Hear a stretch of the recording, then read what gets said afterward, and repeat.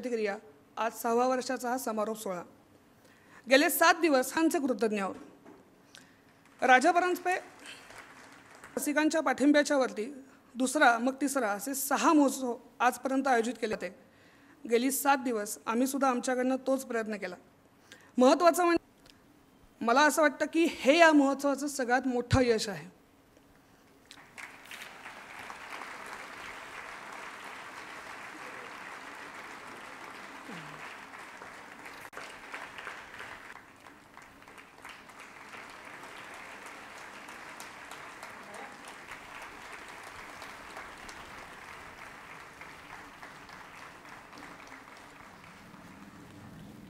माझ्या आयुष्यातला खूप आनंदयोग आहे.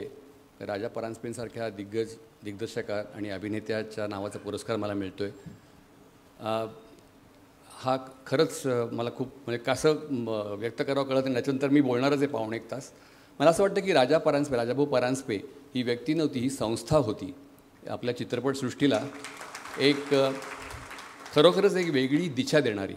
मला नेहमीच असं वाटतं, मी पण थोडासा ॲक्टर आहे, नॅचरल ॲक्टिंग स्कूल ज्याला म्हणता येईल, त्या नॅचरल ॲक्टिंग स्कूलचे Sharad Talwalkar, Raja Gosavi, natural school of ॲक्टिंगचे कॉमेडियन्स, त्यांचे गुरु राजा परांजपे. आणि राजा परांजपे व संस्कार मास्टर विनायकांचे झालेले. हे ॲक्टिंग करता असं वाटायचं नाही, इतका सहज सुंदर त्यांचा अभिनय असायचा राजा परांजपेंचा. मी इतका वास्तवदर्शी आणि सहज सुचल्यासारखं ते बोलायचे, इतकं नॅचरल ॲक्टिंग त्यांचं असायचं. आणि खरोखरच ते एक ते शिक्षकच होते कुठल्याही ॲक्टरला, असं मला वाटतं. सिनेमा हा दिग्दर्शकाचं माध्यम आहे असं मला नेहमीच वाटतं. तसं नाटक हे नाटककाराचं माध्यम आहे. त्याच्यामुळे राजा परांजपेंच्या सगळ्याच फिल्म्स, जसं त्यांची विविध प्रकारच्या भूमिका त्यांनी केल्या, तसे विविध प्रकारचे विषय पण त्यांनी हाताळले या सिनेमामध्ये.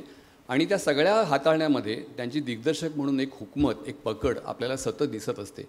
आत्ता त्यांनी मगाशी अगदी बरोबर सांगितलं, लाखाची गोष्ट हे 3 पिढ्यांनी 3 वेगवेगळ्या दृष्टीने बघितलं तर म्हणूनच त्यांची प्रत्येक कलाकृती अजूनही आजच्या काळातसुद्धा ही ताजी, टवटवीत, आजची वाटते आणि आपली वाटते, असं मला नेहमीच वाटतं राजा परांजपेंची. मला अगदी अलीकडेच त्यांचे 2-3 फारच वेगळे पैलू कळले राजा परांजपे. मी पण आश्चर्यचकित झालो, तुमच्याबरोबर शेअर करतो. त्यांची कारकीर्द कदाचित तुमच्या काही लोकांना माहीत असेल. त्यांची कारकीर्द मूकपटापासून सुरू झाली राजाभाऊ परांजपेंची. आणि मी असं ऐकलं की मूकपटांमध्ये सुरुवातीला सिनेमाच्या काही थिएटर्समध्ये पुण्यात त्याला मूकपटाला लाईव्ह बॅकग्राऊंड म्युझिक असायचं. आणि काही थिएटर्समध्ये राजाभाऊ परांजपे स्क्रीनच्या समोर बसून हार्मोनियम बॅकग्राऊंडचं वाजवायचे लाईव्ह त्या सिनेमाच्या वेळेला. आणि त्याला तबल्याची साथ लालजी गोखलेंची होती. हे लालजी गोखले म्हणजे चंद्रकांत गोखलेंचे वडील बंधू, विक्रम गोखलेंचे काका सख्खे. तर हे तबला आणि हे हार्मोनियम बसून बॅकग्राऊंड म्युझिक द्यायचे मूकपटाला. हे मी ही अलीकडे ऐकलेली त्यांची आठवण आहे. आणि त्याच्यानंतर दुसरं म्हणजे ते उत्तम कसरतपटू होते. सायकलीवर कसरती करायचे राजाभाऊ परांजपे. पुष्कळ लोकांना माहीत नसेल, पत्त्याचे जादू करायचे. असा हा खूप हरहुन्नरी माणूस होता. आणि या सगळ्याचं मला असं वाटतं की परिपाक त्यांच्यात एक नॅचरल, ज्याला मी नैसर्गिक अभिनय शैली म्हणतो, त्याच्यामध्ये झालेला होता.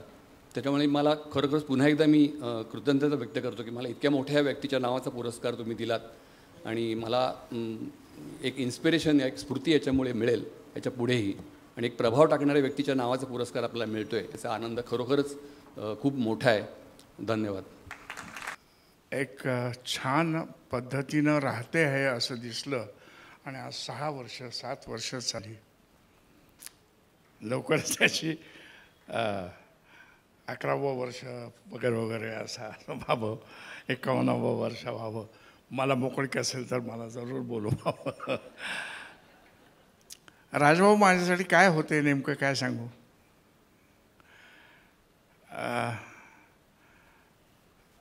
दिलीप म्हणला ते फार खरं आहे.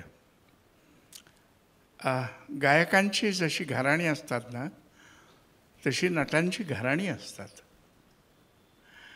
आणि नटांचं घराणं हे खरं म्हणजे म्हणला तसं, दिलीप म्हणला तसं की ते राजाभाऊ परांजपेंचं घराणं हे मास्टर विनायकांचं घराणं होतं. आणि मास्टर विनायकांचं घराणं हे पुढे किशोर कुमारपर्यंत चालत आलेलं होतं. खरं म्हणजे राजाभाऊनी तर म्हणजे साधा कप तुटका आणि मग तो आणून देणे आणि याच्यात जे काही विभ्रम केले होते, लाखाची गोष्ट मला अजूनही असं वाटतं की फ्रेम बाय फ्रेम आत्ता जर एखाद्या छान हुशार डायरेक्टरनं करायचं ठरवलं तर हिंदीत करावं आणि जसं फ्रेम बाय फ्रेम तसं उचलावं आणि करणारा माणूस मात्र लायक पाहिजे, पण तो तितक्याच प्रखरपणानं आणि इतक्याच इफेक्टिव्हली करू शकेल असं काहीतरी विलक्षण आहे ते.